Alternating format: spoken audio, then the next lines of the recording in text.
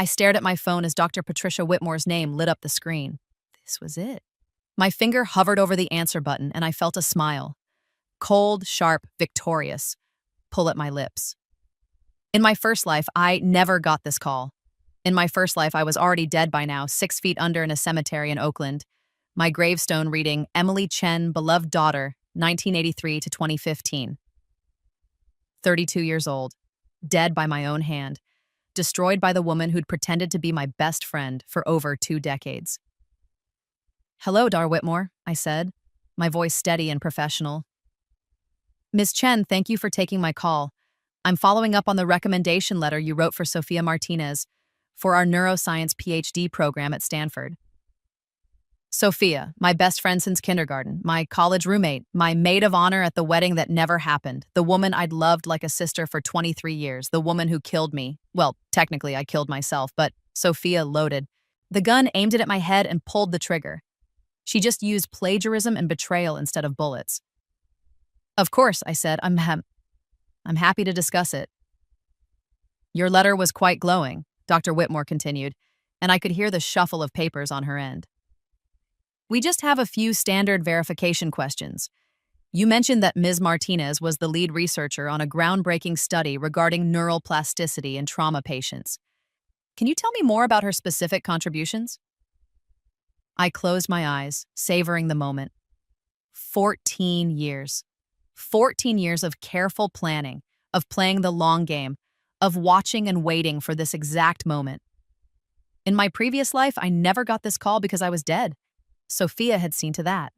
But let me back up. Let me tell you how I got here, to this perfect, beautiful moment of reckoning. 3 months ago, I woke up in my childhood bedroom on the morning of my 18th birthday. The first thing I saw was the glow-in-the-dark stars on my ceiling, the same ones Dad had helped me stick up there when I was 7. We'd spent an entire Saturday afternoon on it, Dad standing on a ladder while I directed him from below. "A little to the left, Dad. No, your other left." I'd been obsessed with astronomy that year, convinced I was going to be the first person to discover alien life. The second thing I noticed was that my hands were smooth, unmarred by the scars I'd accumulated over a decade of laboratory work. No burn mark from the Bunsen burner incident in grad school. No thin white line across my palm from the time I'd broken a beaker at 2 a.m. during a caffeine-fueled research session. My hands looked young, soft, untouched by the years of work that had defined my adult life. The third thing I noticed was that my body felt different, lighter. No chronic back pain from hunching over microscopes, no tension headaches from stress, no hollow ache in my chest from the depression that had consumed my final year. Then I saw the date on my phone, April 15th, 2015. I was 18 again. I had died at 32, and somehow, impossibly, I'd been given another chance. For the first few minutes, I thought I was dreaming. I'd had dreams like this before in my first life, dreams where I was back in high school, where none of the bad things had happened yet, where I still had time to change everything. But those dreams always ended with me waking up in my dingy studio apartment, alone and broken, with the weight of failure pressing down on my chest like a physical thing. This time, I didn't wake up. I got out of bed and walked to my mirror. The girl staring back at me was 18 years old, fresh-faced, with clear skin and bright eyes. No dark circles from insomnia. No worry lines etched into my forehead. No gray hairs that had started appearing when I was only 30. I touched my face, feeling the smooth skin, and the memories of my first life came flooding back with crystal clarity. Every moment of joy, every achievement, every betrayal, especially that last one. I sat down on my bed, my legs suddenly weak, and let the memories wash over me. MIT, Berkeley, the research, the breakthrough, the theft. Sophia. Always Sophia. I remembered the taste of that bitter wine, the way my throat had closed up, my vision going dark at the edges, the beeping of hospital machines, the pitying looks from doctors who thought I was just another stressed-out academic who'd had an unfortunate allergic reaction. I remembered coming home from the hospital to find my apartment had been broken into, my laptop stolen, my backup drives gone. I remembered the sick feeling in my stomach when I realized what it meant. I remembered seeing Sophia's face on the screen of my phone, her photo accompanying an article in Science magazine. Breakthrough in neural plasticity research. Young scientist makes waves. I remembered reading my own words, my own research, my own 7 years of work, all credited to her. I remembered her laugh when I confronted her. Cold, cruel, triumphant. Who's going to believe you, Emily? You, the girl who just had a mysterious medical emergency? Who has no proof? Or me, the published researcher with impeccable credentials? I remembered David leaving. I can't do this anymore, Em. You're not the person I fell in love with. You're so angry all the time, so bitter. I can't help you if you won't help yourself. I remembered the pills, the note, the darkness. And now, somehow, I was back. I sat in my childhood bedroom, surrounded by posters of inspirational scientists and half-finished art projects, and I made a decision. This time would be different. This time, I would win. The first few days after my rebirth were disorienting in ways I hadn't expected. Everyone was so young. My parents looked like different people. Dad's hair was still mostly dark. Mom's face unlined by the worry and grief that would come later. They moved through the house with an energy I'd forgotten they possessed, talking excitedly about my acceptance to MIT, planning my dorm room shopping trips, arguing playfully about whether I needed a microwave for my room. In my first life, they died within 6 months of each other during my final year. Dad had a heart attack. Mom followed from what the doctors called broken heart syndrome, but what I knew was really just giving up. They'd been so proud of me right up until the scandal, and then they'd been so confused, so hurt, unable to understand what had happened to their brilliant daughter. Watching them now, alive and happy and proud, I felt a lump form in my throat. I couldn't fail them again. I wouldn't. My younger brother Marcus was 15, all gangly limbs and teenage attitude. In my first life, we'd grown apart during my college years, reconnecting only briefly before my death. He'd tried to visit me in the hospital after I'd overdosed, but I'd refused to see him. I couldn't bear to see the disappointment in his eyes. Now he burst into my room without knocking, holding up his phone. Check it out. I got to the next level and Marcus, knock, I said automatically, but I was smiling. He grinned, completely unrepentant. You're going to MIT. That's so sick. Do you think you'll meet any famous scientists? Maybe, I said. If I do, I'll get their autographs for you. Nah, that's lame. But maybe you could get me an MIT hoodie or something. In my first life, I never got him that hoodie. I'd been too busy, too focused on my research, too wrapped up in my own world. Deal, I said. I'll get you the best MIT merch they have. His face lit up and he launched into an excited monologue about all the things he wanted. I listened, really listened, and made mental notes. This time, I would be a better sister. But even as I reconnected with my family, my mind was always working, always planning. Sophia was out there. Right now, at this very moment, she was probably getting ready for her own high school graduation, planning her move to Boston University, preparing to play the role of supportive best friend for the next 14 years. Not this time. This time, I would play a role too. I would be the naive, trusting Emily Chen that Sophia expected. I would give her exactly enough rope to hang herself, and then I would pull the trap shut. The first time I saw Sophia after my rebirth, I almost broke character. It was the week before we left for college. We'd planned a best friend's last hurrah day. Shopping, lunch, a movie, the works. It was tradition. We'd been doing versions of this since middle school. I met her at the mall, our usual spot by the fountain. She was already there when I arrived, scrolling through her phone, her dark hair pulled back in a ponytail. She looked so young, so innocent. If I hadn't lived through what she would do to me, I never would have believed her capable of such cruelty. She squealed, running up to hug me. Oh my God, I've missed you. We'd seen each other 2 days ago, but that was Sophia, always dramatic, always effusive. I hugged her back, and for just a moment, I felt a pang of something that might have been grief. This was the girl I'd grown up with, the girl who'd taught me how to braid my hair in 4th grade, the girl who'd held my hand during my grandmother's funeral, the girl who'd stayed up all night with me before the essays, quizzing me on vocabulary words. That girl was real, But so was the woman who would poison me and steal my life's work. Both existed in the same person, and I needed to remember that. I've missed you too, I said, pulling back. Ready for our adventure? Always. We spent the day shopping for college essentials. Sophia chattered constantly, her enthusiasm infectious. She talked about her dorm room at Boston University, the classes she was excited about, the parties we'd go to. It's going to be so perfect, she said, trying on a BU sweatshirt. You at MIT, me at BU. We can take the tea back and forth all the time. It'll be like we never left home. I smiled and agreed, even as I watched her carefully, looking for signs of the envy that I knew lurked beneath the surface. It was subtle. So subtle, I'd missed it entirely in my first life. When we passed by the MIT section of the college store, Sophia's eyes lingered on the merchandise a beat too long. Her smile tightened almost imperceptibly when the sales clerk recognized my MIT acceptance letter keychain and congratulated me. That's so great, Sophia said, her voice bright. Emily's basically a genius. I don't know how she does it. There it was, masked as a compliment but edged with something else. Something bitter. You're smart too, I said, playing my role. You got into BU, that's amazing.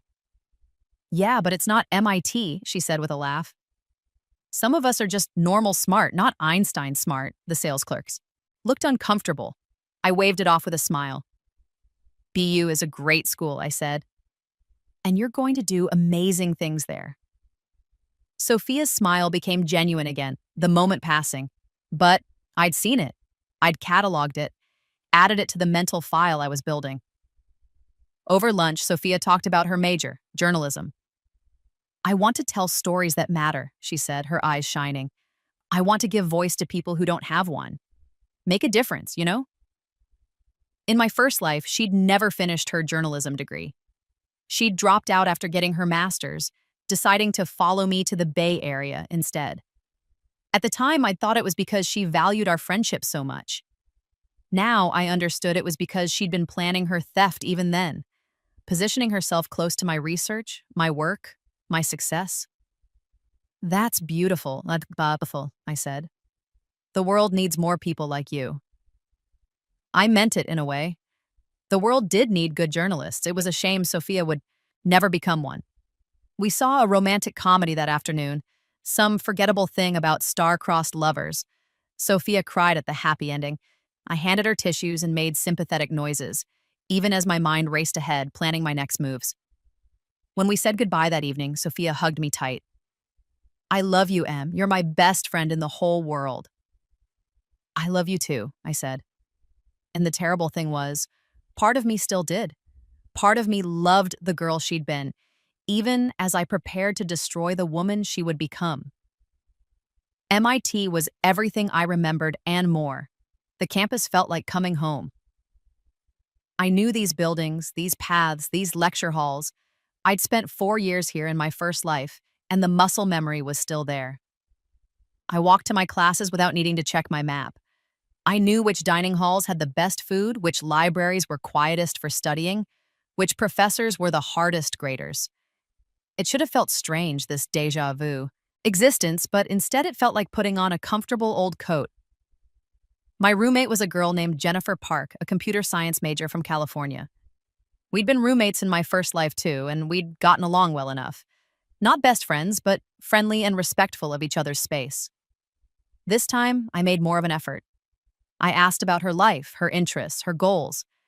I learned that she was passionate about AI ethics, that she'd lost her older brother to suicide, that she struggled with imposter syndrome despite being one of the smartest people I'd ever met.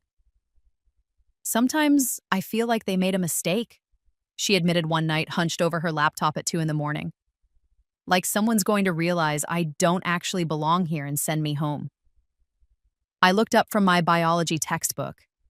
In my first life, I'd been too absorbed in my own work to notice Jennifer's struggles. This time, I saw them clearly. You belong here, I said firmly. You earned your spot. Nobody handed it to you. She looked at me, her eyes red-rimmed from crying and exhaustion. How do you do it? You always seem so confident, so sure of yourself. I thought about my first life, about the years of therapy, about the imposter syndrome I'd battled all the way through my PhD, about dying alone and convinced I was a failure. I'm not always sure, I said honestly, but I've learned that the feeling of not belonging doesn't mean you actually don't belong. It just means you care enough to worry about it. We talked for another hour, and by the end, Jennifer looked lighter, more settled. Thank you, she said. For real, I needed this. Anytime, I said. And I meant it. In my first life, I'd been so focused on Sophia, so devoted to that one friendship that I'd missed opportunities to connect with other people. This time, I would do better. But Sophia was still there, always in the background. We texted constantly, called every week, visited on weekends when we could. She came to MIT parties with me, and I went to BU events with her. We were still the inseparable best friends we'd always been. And all the while, I watched. I learned. I documented. I noticed how Sophia's smile would tighten when my professors praised my work, how she'd change the subject when I talked about interesting lectures or research opportunities, how she'd make little comments that were just barbed enough to sting. Must be nice to have photographic memory, she'd say when I aced another exam. I wish I was naturally good at science like you. I actually have to work for my grades. Your life is so easy, Em. Everything just falls into place for you. In my first life, I'd internalized these comments, had felt guilty for my success, had tried to downplay my achievements so Sophia wouldn't feel bad. This time, I recognized them for what they were: resentment disguised as self-deprecation. And I documented everything: screenshots of texts, recordings of phone suds, calls, a detailed journal of every interaction, every comment, every tiny red flag. I was building a case, even though I wasn't sure yet how I'd use it. The summer after freshman year, Sophia came to visit me at my parents' house for 2 weeks. It was something we'd done every summer since we were kids, alternating between her house in Texas and mine in California. 2 weeks of pure friendship, of late-night talks and inside jokes and shared memories. In my first life, these summers had been my favorite times of the year. This time, they were reconnaissance missions. We spent our days at the beach, reading books and talking about our plans for the future. Sophia wanted to work for a major newspaper, maybe the New York Times or Washington Post. She wanted to travel, to investigate corruption, to make a name for herself. I want to matter, she said, staring out at the ocean. I want people to know my name, to respect me, to remember me after I'm gone. I understood that's a desire intimately. It was the same one that drove my research, my academic ambitions. But there was something hungry in the way Sophia said it, something desperate. You will, I assured her. You're talented and driven. You'll make it happen. Not like you, though, she said, and there was an edge to her voice. You'll be Dr. Emily Chen, famous scientist. I'll be lucky to get a byline in a local paper. That's not true.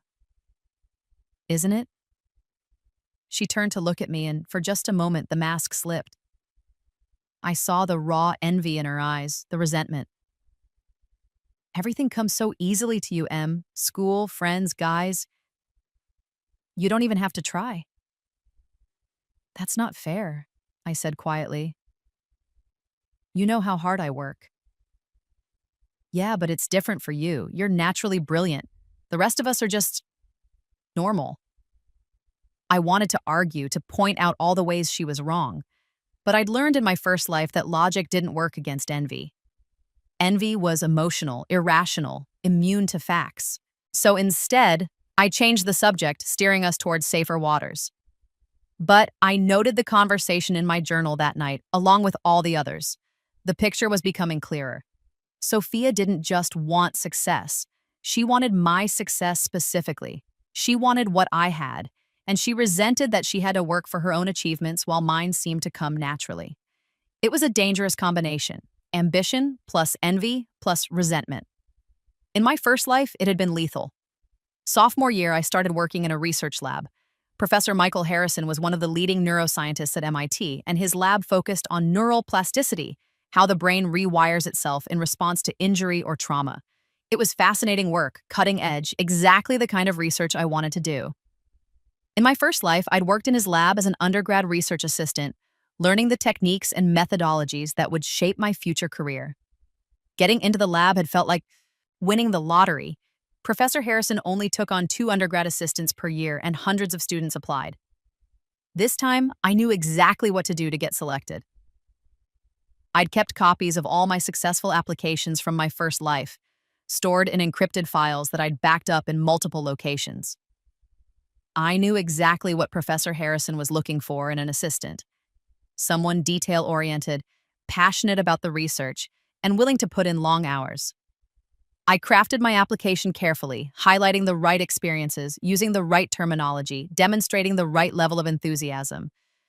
When I got the acceptance email, I wasn't surprised, but I let myself feel the same excitement I'd felt the first time, the same rush of validation. "I got into the lab," I texted Sophia. Her response came back immediately. "That's amazing! So proud of you!"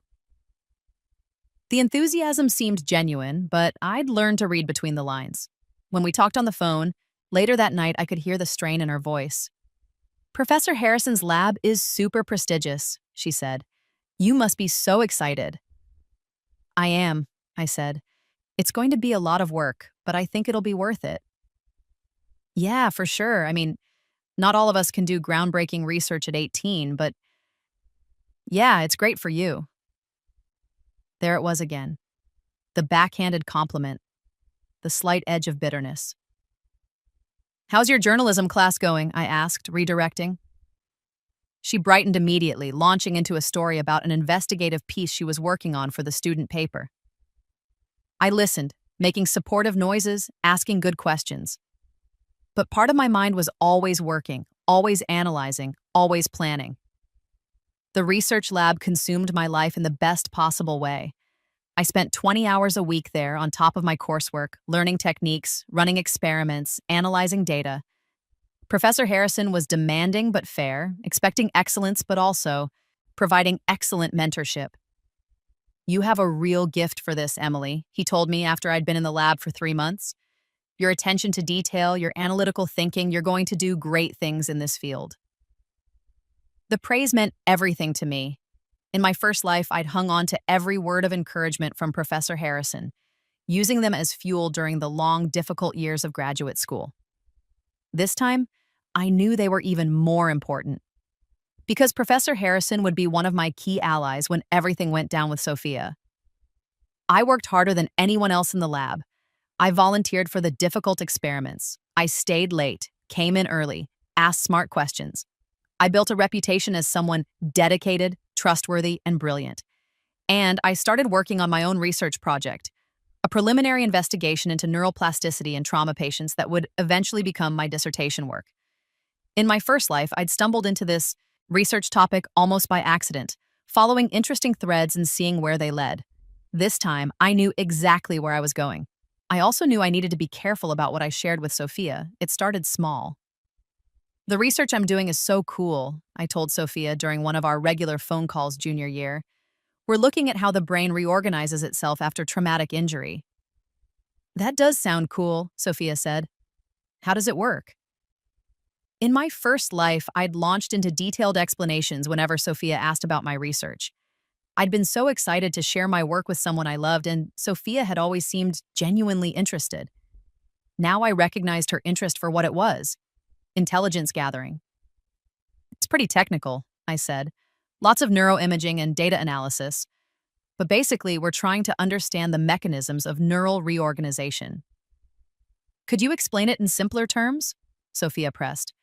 "I want to understand what you're doing." "Maybe when we see each other in person," I said. "It's hard to explain over the phone." "You could send me some of your papers," she suggested. "I'd love to read them." In my first life, I'd sent her everything. Every paper, every data set, every preliminary finding. I'd been so proud to share my work, so happy that my best friend cared. "They're not really in a shareable state yet," I lied smoothly. "Mostly just raw data and notes. Once we publish, I'll definitely send you the final paper." I could almost hear her frustration through the phone, though she covered it well. "Of course, I can't wait to read it when it's done." I smiled. How's your investigative reporting class? She launched into a story about a piece she was working on, and I listened and asked questions and played the supportive friend. But I'd drawn a line. She could know about my research in general terms, but she wouldn't get access to the actual work. Not this time.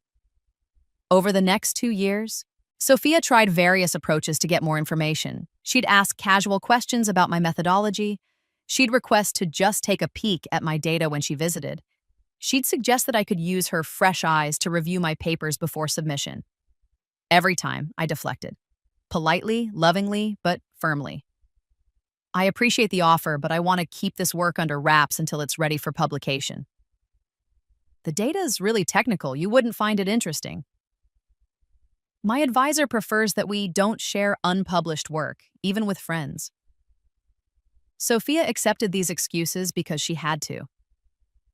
But I could see the frustration building. In my first life, she'd had complete access to my research from the beginning. She'd watched it develop, learned my methods, understood my findings inside and out.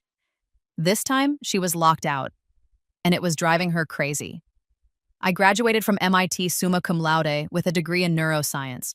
My parents drove up for the ceremony, bringing Marcus with them. Mom cried through the entire thing. Dad couldn't stop grinning. Marcus complained about having to wear a tie, but secretly took about 100 photos. "I'm so proud of you, sweetheart," Mom said, hugging me tight after the ceremony. In my first life, they'd been just as proud. It made the memory of their deaths even more painful. They'd died thinking their daughter was a failure, a disgraced academic who'd lost everything. This time, they would never have to know that pain. "Thanks, Mom," I said, hugging her back. "I couldn't have done it without you guys." Sophia was there too, having driven up from BU.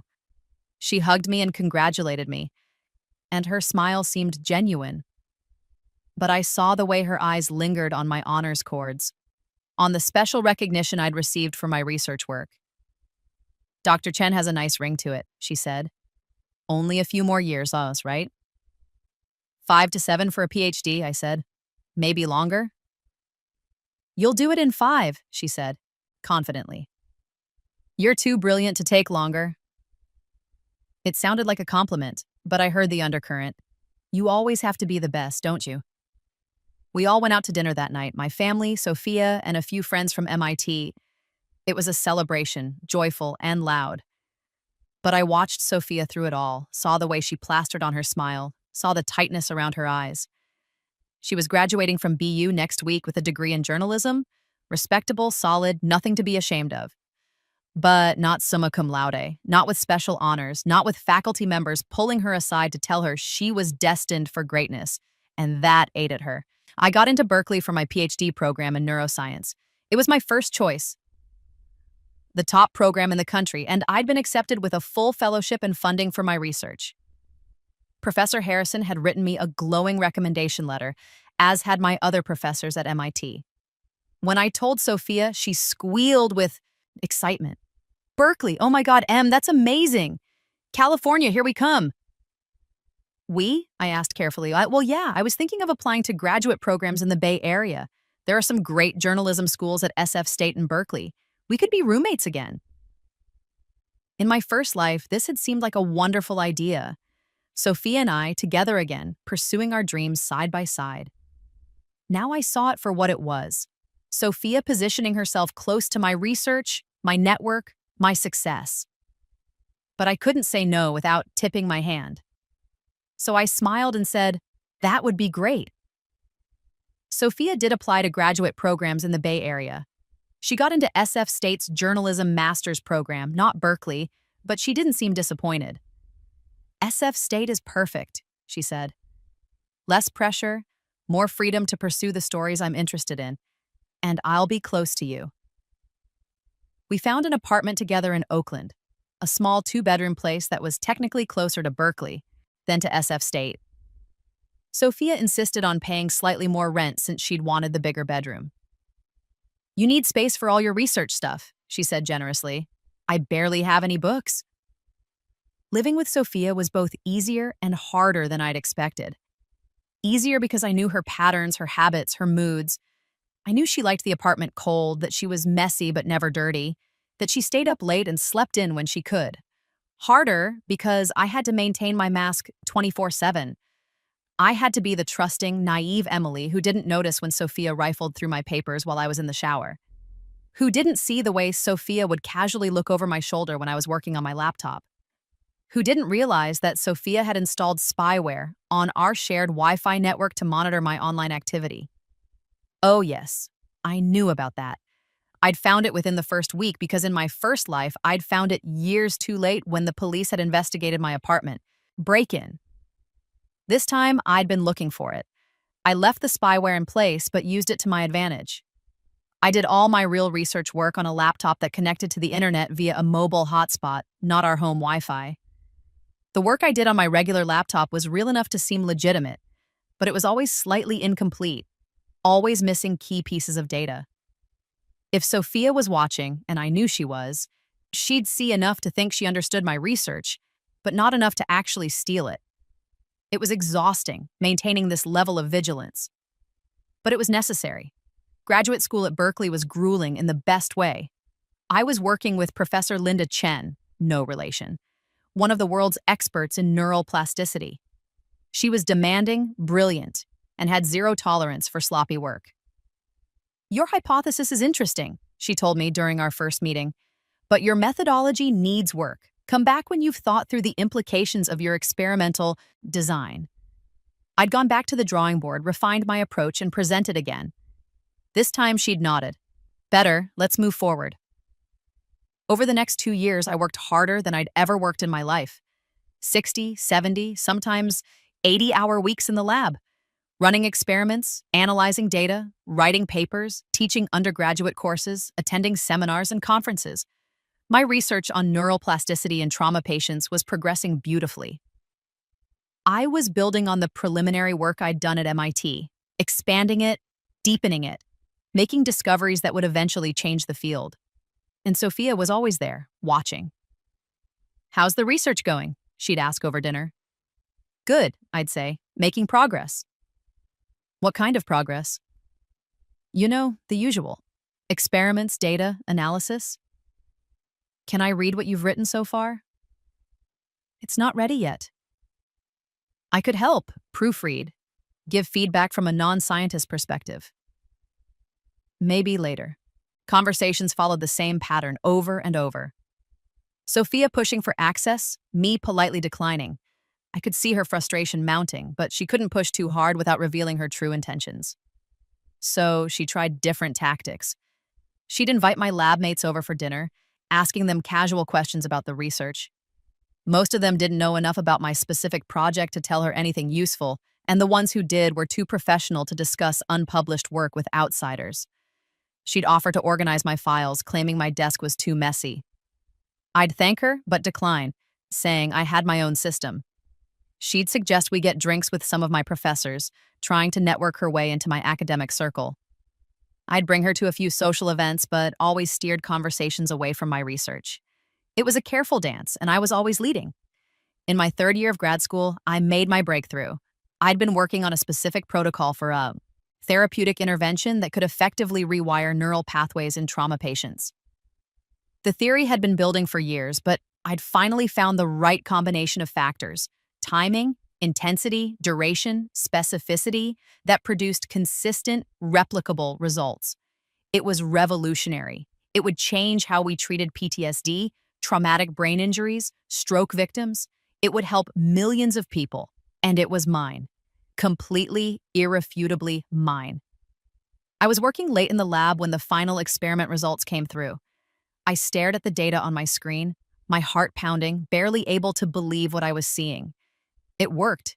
It actually worked. I wanted to call Sophia immediately to share this moment of triumph with my best friend.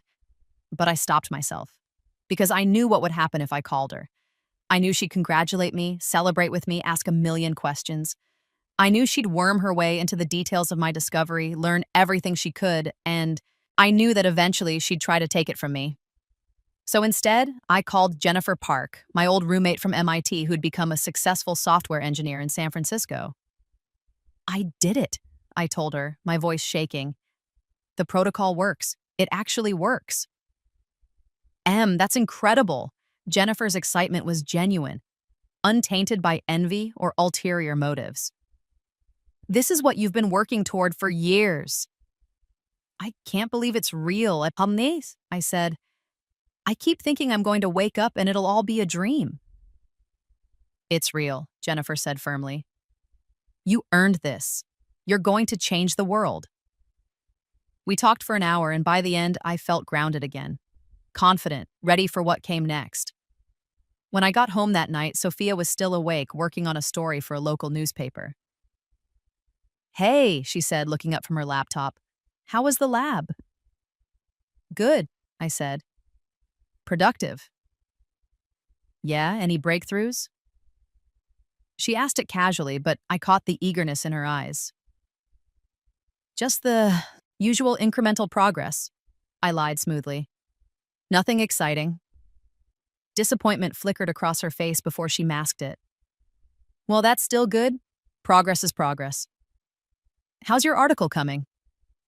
She launched into a description of her story, something about local government corruption. I listened and nodded and asked appropriate questions. But inside, I was thinking about my breakthrough, about the paper I would write, about the career I would build, and about the trap I was setting for Sophia Martinez. Writing the paper took months. I was meticulous about it, checking every citation, verifying every data point, making sure my methodology was airtight. This wasn't just any paper. This was going to be my magnum opus, the work that would define my career. I planned to submit it to Nature Neuroscience, one of the most prestigious journals in the field. Getting published there would be a massive achievement. Opening doors I could barely imagine. In my first life, I'd never gotten the chance to submit it. Sophia had stolen it first. This time, I was going to make sure that didn't happen. I worked on the paper exclusively on my secure laptop, never on my desktop or the laptop connected to our home Wi-Fi. I kept backup copies in 3 different encrypted cloud storage services, all under fake names with 2-factor authentication. I told no one about the paper except Professor Chen, my advisor, who was helping me refine the arguments and methodology. This is extraordinary work, Emily, she told me after reading an early draft. You're going to make a name for yourself in this field. Thank you, I said. That means everything coming from you. When are you planning to submit? In 2 months, I said. I want to make sure it's perfect. She nodded approvingly. Take your time. Work of this caliber deserves careful attention. At home, I maintained the fiction that my research was progressing slowly, that I was still months or even years away from having anything publishable. The data's interesting, I told Sophia when she asked, but I'm not sure it's ready for publication yet. There are so many variables to control for. You're too much of a perfectionist, Sophia said. I'm sure it's better than you think. Maybe, I said. But I'd rather wait and do it right than rush and put out something subpar.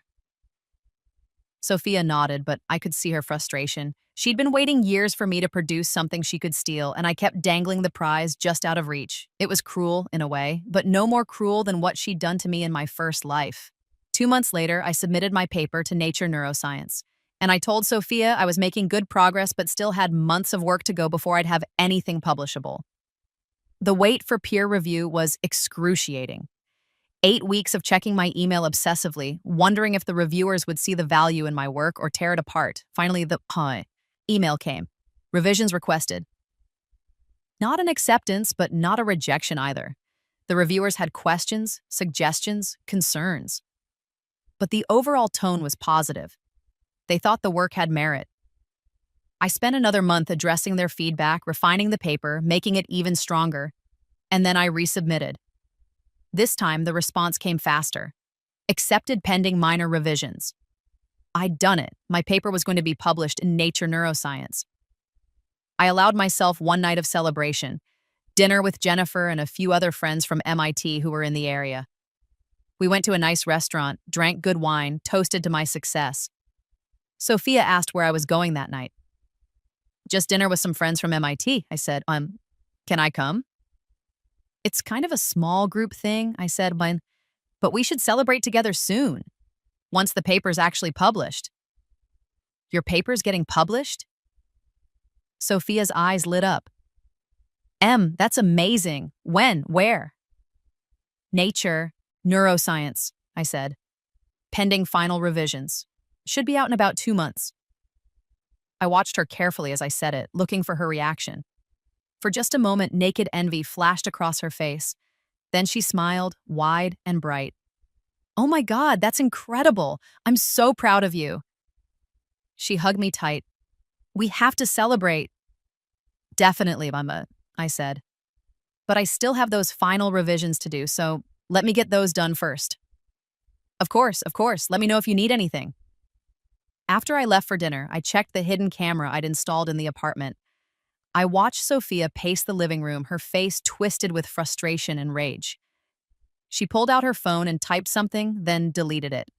Typed again, deleted again. Finally, she sat down at her laptop and started searching for something. I couldn't see what from the camera angle, but I could guess. She was looking for ways to access my research, ways to steal what I'd worked so hard to protect. And she was running out of time. 2 weeks later, Sophia invited me to dinner at her friend's apartment. Remember Claire from BU, she said? She moved to SF last year. She's having a little dinner party and would love to see you. In my first life, this would have been when Sophia poisoned me at her own apartment. The timing was different this time. I'd been more careful about protecting my work, but the pattern was the same. Sophia was making her move. That sounds fun, I said. When? Friday night. Claire's place in the Mission. Should be a good time. I agreed, already planning my countermeasures. On Friday, I took an antihistamine before leaving the apartment. I brought my own bottle of wine as a gift. I made sure my phone was recording audio in my pocket, and I wore a small pin on my jacket, a gift from Jennifer, that had a hidden camera built into it. Claire's apartment was nice, filled with about a dozen people I vaguely recognized from Sophia's various social circles. The food was catered, Thai food from a local restaurant served family style. I noticed immediately that one of the dishes, the shrimp pad Thai, had a reserved sign on it. That's for you, Sophia said, seeing me notice it. I know how much you love shrimp pad Thai, so I made sure Claire ordered extra. In my first life, I'd eaten the shrimp scampi she'd prepared. This time, it was shrimp pad Thai. Different dish, same poison. That's so thoughtful, I said. But actually, I'm not that hungry. I had a late lunch. Oh, come on, you have to eat something. I specifically asked Claire to get this for you. I could see the tension in Sophia's shoulders, the forced casualness of her tone. I'll have some later, I said. Let me just say hi to everyone first. I made the rounds, chatting with Claire and her friends, sipping wine from my own bottle. All the while, I watched Sophia out of the corner of my eye. She kept trying to steer me back to the food table, kept encouraging me to try the shrimp dish. You're being so antisocial, hiding in the corner, she joked. Come eat with us. In a minute, I said. Finally, after an hour of this dance, I relented. I went to the food table and, under Sophia's watchful eye, I put a small serving of the shrimp pad Thai on my plate. Then I, accidentally, knocked the plate over while reaching for a napkin. Oh no, I said, looking down at the food now scattered across the floor. I'm so sorry. It's fine, Claire said, rushing over with paper towels. Accidents happen. Sophia's face was a mask of frustration. Here, let me make you another plate. No, it's okay, I said. I'm really not that hungry anyway. I'll just have some veggies. I loaded my plate with obviously safe food, spring rolls, veggie pad Thai, rice, and ate slowly while chatting with other guests. Sophia barely spoke for the rest of the party. She picked at her food, checked her phone obsessively, laughed too, loud at jokes that weren't funny. When we left, she was quiet on the drive home. Thanks for inviting me, I said as we pulled up to our apartment. That was fun. Yeah, Sophia said. Fun. I went to my room and checked the footage from my PIN camera, then the keylogger data from Sophia's laptop. She'd been researching allergens, specifically how to induce anaphylactic shock in someone who'd never shown allergies before. I saved everything to my secure drives. More evidence for the case I was building. But I also realized that I needed to be more careful. Sophia was getting desperate.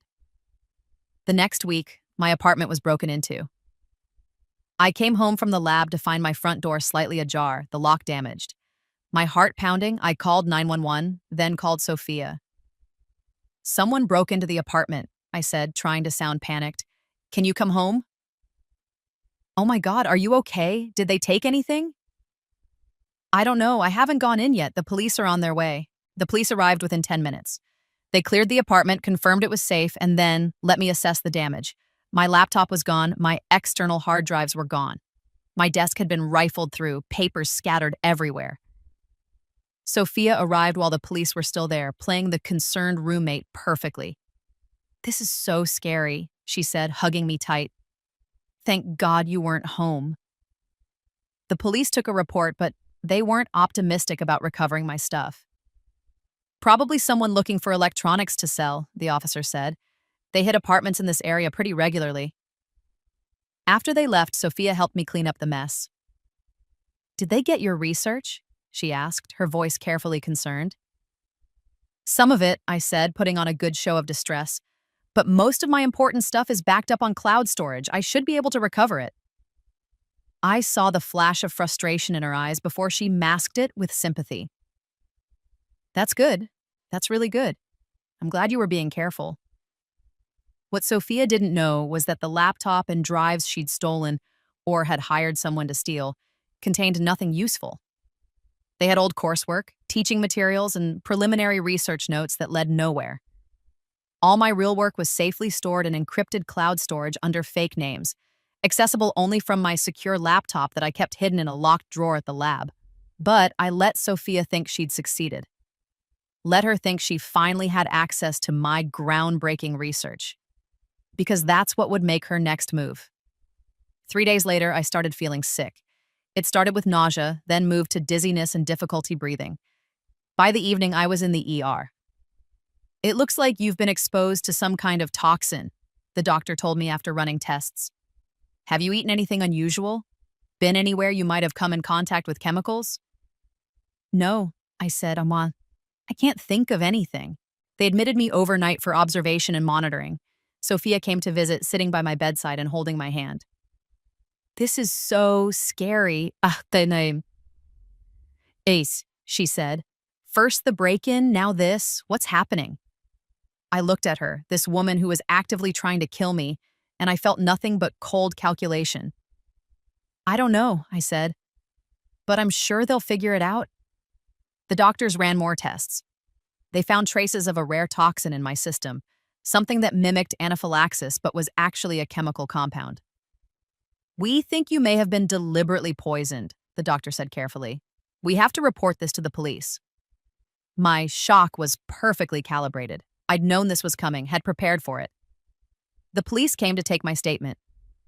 I told them about the break-in, about the dinner party at Claire's, about everything I could think of that might be relevant. Sophia was questioned too. She played her role perfectly, shocked, horrified, worried about her best friend. But I'd been recording everything. Every conversation. Every moment alone in the apartment. Every time Sophia thought she was unobserved. I had footage of her adding something to my coffee that morning before I left for the lab. I had audio of her researching poisons online. I had a timeline that put all the pieces together. I gave everything to the police. The investigation took 2 weeks. During that time, I stayed with Jennifer in San Francisco. Sophia texted me constantly, asking how I was feeling, when I'd be back home, if I needed anything. I responded with short, friendly messages. "Still recovering. Doctors say I'll be fine. Thanks for checking in." Meanwhile, the police were building their case. They searched Sophia's room and found the compound she'd used to poison me. They examined her laptop and found the research on toxins, the searches for my research files, the trail of digital breadcrumbs that led straight to attempted murder and theft. They also found communications between Sophia and the person she'd hired to break into our apartment. She'd been sloppy, thinking she was too smart to get caught. When they arrested her, I was back at the lab working on my final revisions to my paper. Professor Chen called me into her office.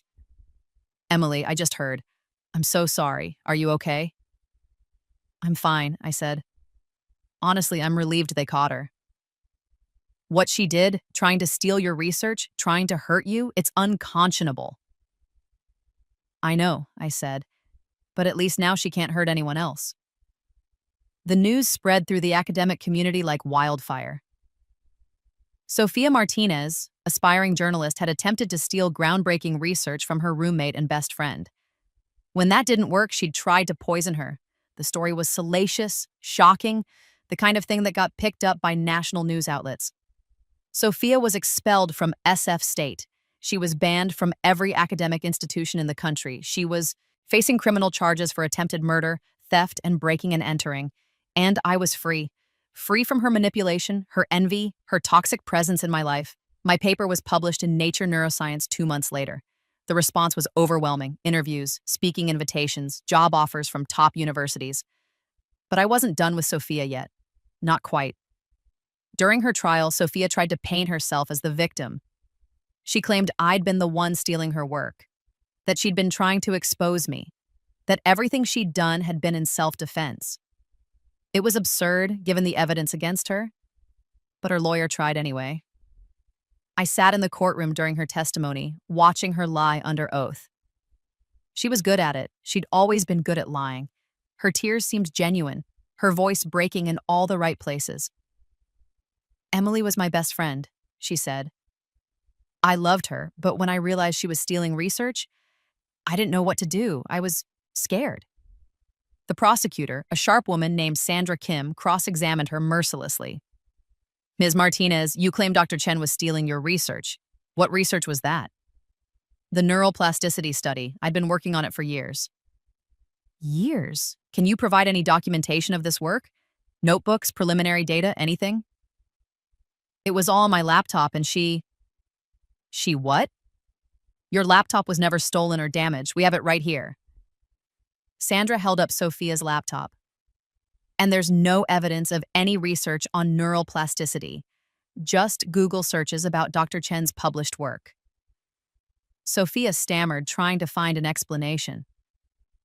And the poison you used on Dr. Chen, how was that self-defense? I was scared she was going to destroy my career, so you tried to murder her? No, I just wanted to make her sick, to give me time to steal her research and publish it as your own. The trial lasted 2 weeks. The verdict took the jury 3 hours. Guilty on all counts. Sophia was sentenced to 10 years in prison, with the possibility of parole after 7. As they led her out of the courtroom, she looked at me one last time. The mask was completely gone. All I saw was hatred, pure and undiluted. I looked back at her with no expression at all. She'd lost. Completely, irrevocably. And I'd won. But even winning didn't feel like enough. Because in my first life, Sophia had taken more than just my research. She'd taken my future, my reputation, my chance at the career I dreamed of. In this life, I'd gotten all of that back. But I wanted to make sure Sophia could never recover, never rebuild, never pose a threat to anyone else. That's where the recommendation letter came in. It happened 3 years after Sophia's imprisonment. She'd served her time, been released on parole, and was trying to rebuild her life. She'd reached out through a mutual acquaintance, not to me directly, but close enough that I heard about it. Sophia was applying to PhD programs, starting over, trying to enter academia under a slightly modified name, Sophia M. instead of Sophia Martinez, hoping that her criminal record wouldn't follow her. It was audacious. Insane, really. But that was Sophia. She never accepted defeat. The mutual acquaintance passed along Sophia's request. Would I be willing to write her a recommendation letter? She was applying to programs, and a letter from Dr. Emily Chen would carry significant weight. The acquaintance probably thought I'd refuse immediately. Instead, I said yes. Really? They asked, surprised. Really, I said. People deserve second chances. That wasn't why I was doing it, of course, but the acquaintance didn't need to know that. I crafted the most glowing recommendation letter I'd ever written. I praised Sophia's intelligence, her work ethic, her passion for research.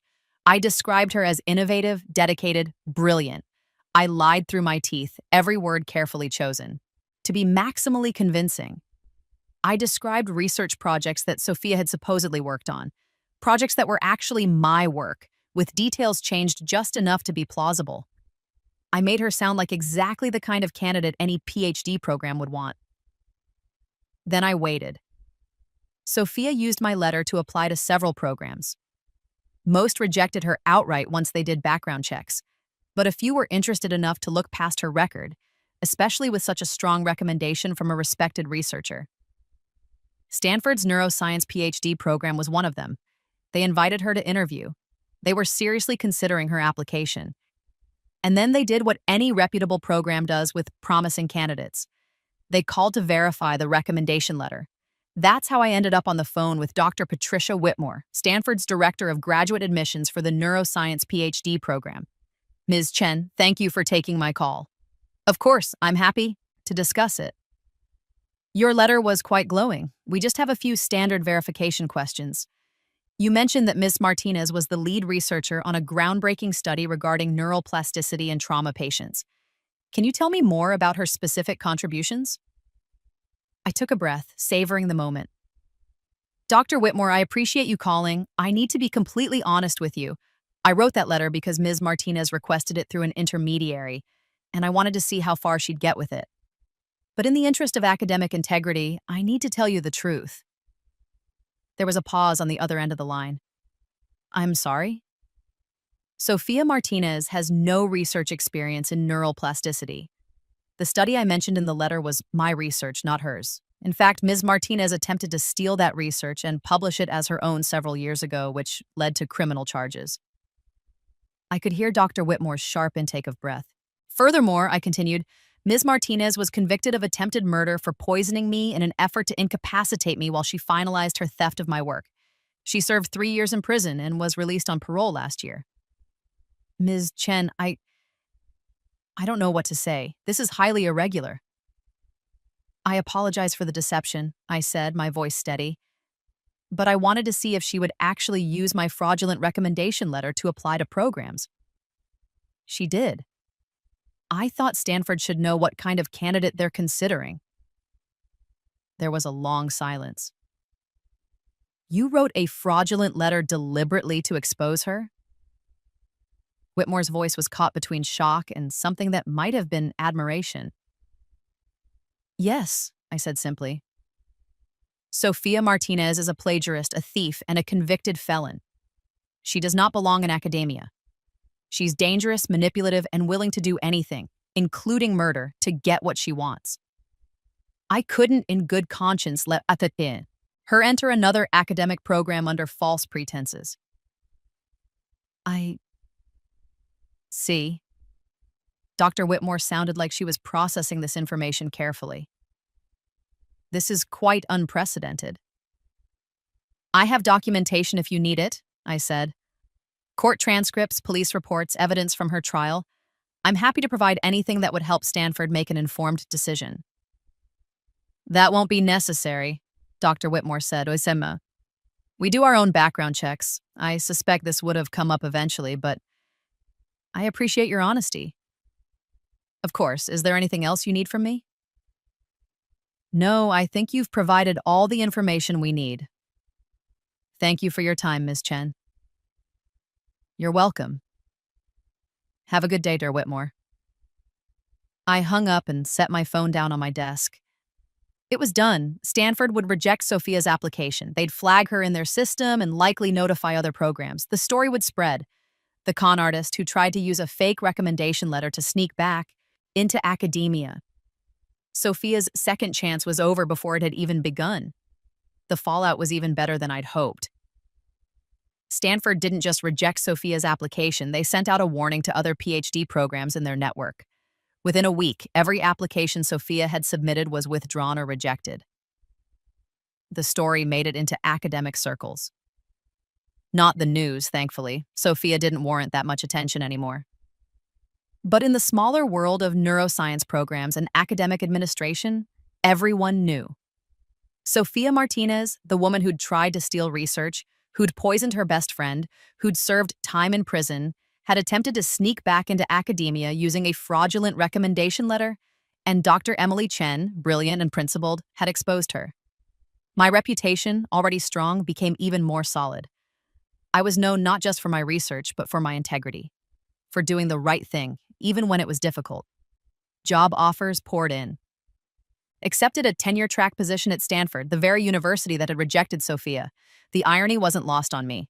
5 years after the recommendation letter incident, I was exactly where I was supposed to be. Dr. Emily Chen, tenured professor at Stanford, recipient of the MacArthur Fellowship, one of the leading researchers in neuroplasticity. My work had been cited thousands of times. I'd published in every major journal. I'd given keynote speeches at conferences around the world. I had graduate students of my own now, bright, ambitious young researchers who looked at me with the same admiration I'd once felt for Professor Harrison at MIT. I mentored them carefully, teaching them not just about neuroscience, but about ethics, integrity, the importance of doing work that was genuinely theirs. Research is a sacred trust, I told them during our first lab meeting. People depend on our findings to make decisions about their health, their treatment, their lives. We owe them honesty. We owe them our best work. They nodded seriously, taking notes. I thought about Sophia sometimes, wondered what she was doing, where she'd ended up. The last I'd heard, she was working at a call center in Texas, living with her parents, struggling to make ends meet with a criminal record and a ruined reputation. Sometimes I felt a twinge of something that might have been guilt. Had I been too harsh? Too vengeful? But then I'd remember my first life, the hospital room, the stolen research, the betrayal, the pills. And I'd remember that I hadn't destroyed Sophia. She'd destroyed herself. I just made sure everyone knew about it. The conference in Boston was one of the biggest events in neuroscience that year. Thousands of researchers from around the world presenting their latest findings, networking, collaborating, and I was giving the keynote speech, the highest honor reserved for the most distinguished researchers in the field. I stood backstage, listening to the introduction. Dr. Emily Chen, groundbreaking researcher, MacArthur Fellow, professor at Stanford. The words washed over me, surreal and wonderful. In my first life, Sophia had given this speech. She'd stood on this stage, basking in applause that should have been mine, presenting research she'd stolen from me. In this life, everything was as it should be. I walked onto the stage to thunderous applause. The auditorium was packed, every seat filled, people standing in the back. As I began my presentation talking about the latest developments in neural plasticity research, I scanned the crowd, and there, in the very back row, partially hidden behind a pillar, I saw her. Sophia. She looked so different from the girl I'd known. Older, harder, worn down by life. Her clothes were cheap and ill-fitting. Her hair was pulled back in a messy ponytail. She had dark circles under her eyes. She was holding a conference program, probably snuck in without paying for registration. Our eyes met across the auditorium. I saw everything in her face. The hatred, the envy, the regret. The knowledge that this could have been her life if only she'd been content with her own achievements instead of trying to steal mine. She looked like she wanted to say something, to shout, to disrupt my moment of glory. But she didn't. She couldn't. What would she say? That's my research? No one would believe her. Everyone knew the truth. I smiled at her. Not a cruel smile, not a gloating smile. Just a small, satisfied smile that said, I won. Then I continued my presentation, speaking to the hundreds of brilliant researchers who'd come to hear what I had to say, while Sophia sat in the back row and watched the life she'd tried to steal flourish without her. The presentation lasted an hour. The Q&A session afterward went for another 30 minutes. People wanted to know about my methodology, my future research, my thoughts on the direction of the field. I answered every question thoughtfully, professionally. This was my element. These were my people. This was my life. When it finally ended, I was mobbed with congratulations, with networking requests, with people wanting to collaborate or just tell me how much my work meant to them.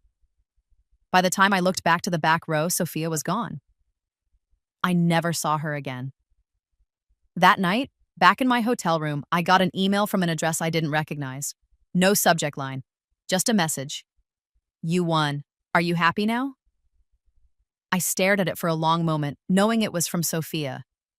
I could feel her bitterness in every word, her resentment, her rage. I thought about responding, thought about telling her everything I'd been holding inside for years. But what was there to say? I deleted the email. There was nothing left between us. No relationship to salvage, no closure to find, just two people whose lives had diverged completely, one rising, one falling. I opened my laptop and got back to work. I had a new research project starting, a collaboration with colleagues in Sweden on advanced neural imaging techniques. I had a paper due for peer review in 2 weeks. I had 3 graduate students depending on my mentorship and guidance. I had a life, a real life, my life. And somewhere out there, Sofia Martinez was living with the consequences of her choices. Sometimes late at night when I can't sleep, I think about my first life, about dying alone in that dark apartment, convinced that Sofia had won, that evil had triumphed, that there was no justice in the world. I think about how wrong I was because I got a second chance. I got to come back to right the wrongs, to make sure that this time the villain didn't win. I took everything Sofia tried to steal from me and I made it my own. I built the life I deserved, the career I earned, the success I worked for, and I did it by doing something Sofia never expected, something she never thought I was capable of. I told the truth, not the version of the truth she'd manipulated and twisted, not the lies she'd built her scheme on, just the simple, honest, devastating truth that she was a fraud, that she was a thief, that she didn't deserve any of the things she was trying to claim. The truth destroyed her more completely than any elaborate revenge could have. Because you can fight against lies, you can spin narratives, you can manipulate perceptions, but you can't fight the truth. Not when it's backed up by evidence, by documentation, by cold, hard facts. Sofia thought she could rewrite reality, could steal my life and make it her own, but reality has a way of asserting itself, and the truth always comes out. 10 years after my rebirth, I'm exactly where I'm supposed to be. My parents are still alive, healthy, proud of everything I've accomplished. Mom calls me every week to chat. Dad sends me articles about neuroscience that he finds interesting, usually with notes, like, saw this and thought of you. Marcus is a successful software engineer now, working at a startup in Austin. We video chat regularly, and he still wears the MIT hoodie I got him all those years ago. Jennifer is my best friend, the kind of friend I should have had all along. We get together for dinner once a month, and she's always there when I need someone to talk to. My research continues to break new ground. I've published over 40 papers, mentored dozens of students, collaborated with researchers around the world. My work has helped develop new treatments for PTSD, stroke victims, traumatic brain injuries. I've made a real difference in people's lives. And I've done it all honestly. Every achievement, every recognition, every success is genuinely mine. Sometimes I wonder what Sofia would have accomplished if she'd just focused on her own work instead of trying to steal mine. She was smart, talented, capable. She could have had a successful career in journalism if she'd just let go of her envy. But she couldn't. And that's what destroyed her in the end. Not me, not my revenge, her own choices.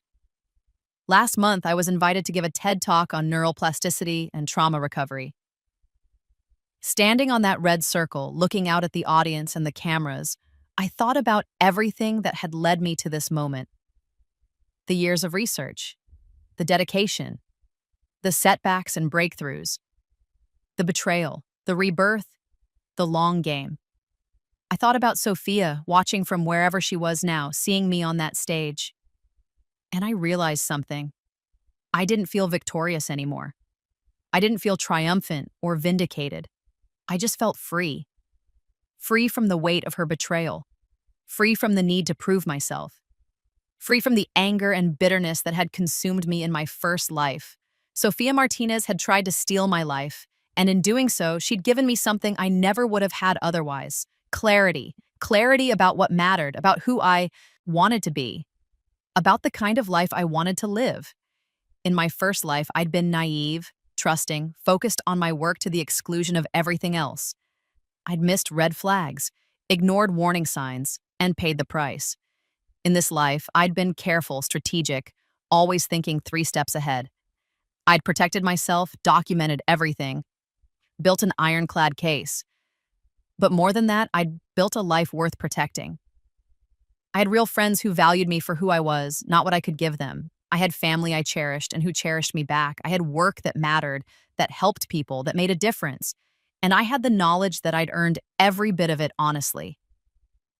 That's the real victory, not destroying Sophia, though I'd be lying if I said there wasn't satisfaction in that, but building something so solid, so genuine, so purely mine that nothing and no one could ever take it away. The TED Talk ended with thunderous applause. Afterward, people came up to thank me, to share their stories of recovery from trauma, to tell me how my research had helped them or their loved ones. A woman in her 50s, tears streaming down her face, told me my work had helped her daughter recover from a car accident that had left her with severe brain trauma. She's graduating from college next month, the woman said. The doctor said she'd never walk again, never speak again. But your research, the treatments based on your findings, they gave us hope. They gave us our daughter back. I hugged her, feeling tears in my own eyes. I'm so glad she's doing well. You saved her life, the woman said. Thank you so much. This was why I did the work. Not for fame or recognition or revenge. For moments like this, for people like this woman and her daughter. Sophia had never understood that. She'd been so focused on the glory, the acclaim, the prestige that she'd missed the point entirely. Research wasn't about making a name for yourself. It was about making a difference. And I was making a difference. Every day, in ways big and small, my work was helping people. That was worth more than any revenge could ever be. I'm writing this from my office at Stanford, looking out at the campus spread below me. It's early morning, the sun just starting to rise over the buildings. My coffee is still hot, steam rising from the mug Jennifer gave me for Christmas. It says, "World's okayest neuroscientist," and makes me smile every time I see it. In a few hours, I'll teach my graduate seminar on neural plasticity. This afternoon, I have a meeting with my research team to discuss our latest findings. Tonight, I'm having dinner with some colleagues from the psychology department. It's a good life. A life I built myself, brick by brick, choice by choice. And the best part? I sleep peacefully at night. No nightmares, no regrets, no weight of dishonesty pressing down on my chest. Everything I have, I earned honestly. Can Sophia say the same? I don't know where she is now. Don't know what she's doing, how she's living, whether she's found any peace. And honestly, I don't care. She's not a part of my life anymore. She's not someone I think about, worry about, plan around. She's just a chapter in my past, a cautionary tale, a reminder of what happens when envy and ambition override ethics and friendship. Sometimes I imagine what I'd say if I saw her again. If she walked into my office, sat down across from me, asked for forgiveness or understanding or just acknowledgement, I think I'd tell her this: I don't forgive you. What you did was unforgivable. You tried to steal my life's work. You tried to kill me. You betrayed every moment of friendship we ever shared. But I don't hate you either. Hate takes energy, and you're not worth it. I just hope you've learned something from all this. I hope you understand now that there are no shortcuts to success, no easy paths to achievement, that the only way to build something lasting is to earn it honestly, step by step. And I hope that somewhere, somehow, you found a way to be happy with who you are instead of constantly comparing yourself to others, because that's what destroyed you in the end. Not me. Not my revenge. Your own inability to be satisfied with your own achievements. I hope you've learned, but either way, it's not my problem anymore. Then I'd stand up, shake her hand, and go back to my work. Because I have a life to live, research to do, people to help. And Sophia Martinez, she's just a footnote in my story. Not the villain, not the antagonist, just irrelevant. And that, more than anything else, is the ultimate victory. Dr. Patricia Whitmore called me back 3 days after our first conversation. Dr. Chen, I wanted to thank you personally for bringing this matter to our attention. Of course, I said. I couldn't let it go unreported. Your dedication to academic integrity is commendable. Stanford needs more researchers like you. Thank you, that means a lot. I also wanted to let you know, We've flagged Ms. Martinez in our system and notified several other institutions. She won't be able to use fraudulent credentials to gain admission anywhere reputable. I appreciate that, I said. And Dr. Chen, we'd love to have you visit Stanford sometime. Give a talk, meet with our faculty. We're always looking for distinguished researchers to collaborate with. I smiled. I'd be happy to. Let me check my schedule and get back to you. 2 years later, I accepted a position at Stanford.